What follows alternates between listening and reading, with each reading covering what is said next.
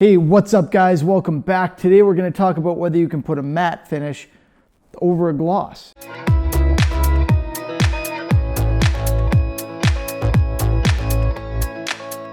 So welcome back to another Quick Tip Tuesday where I give you guys just a tip, just for a minute, just to see if it helps. Today we're going to be talking about what happens when you take a matte finish and a clear finish and you put them together.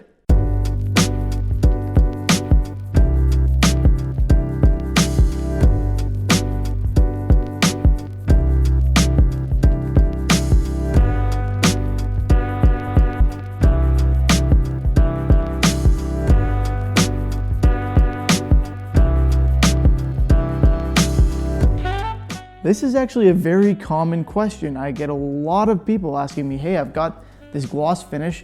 I want to turn it matte. Can I just spray matte over it? What happens if I do that? And I think the context of the question in many cases is people want to know what they're going to end up with. Is it going to be matte? Is it going to be gloss? Is it going to be somewhere in between? What's the deal here? Now, as with many of the questions that I address in my videos, there's a short answer, but there's also some context here.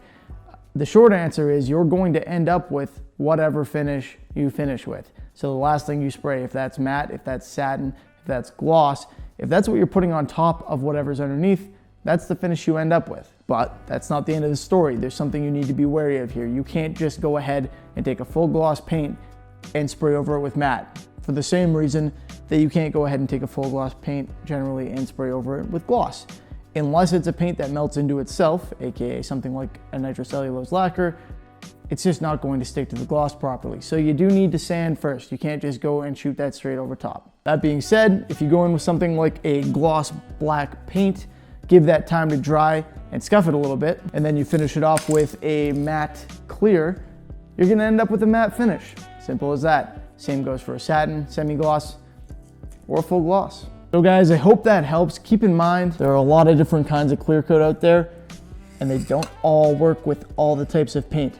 So be careful that you're using compatible stuff. As long as you do that and you don't forget to scuff your finishes when necessary, you should be fine. So guys, I hope that helps. As I said, thank you for watching. I hope you enjoyed the video. If you have any questions, feel free to drop them in the comment section below. Let me know what you want to see on the next Quick Tip Tuesday, and don't forget to subscribe if you haven't already.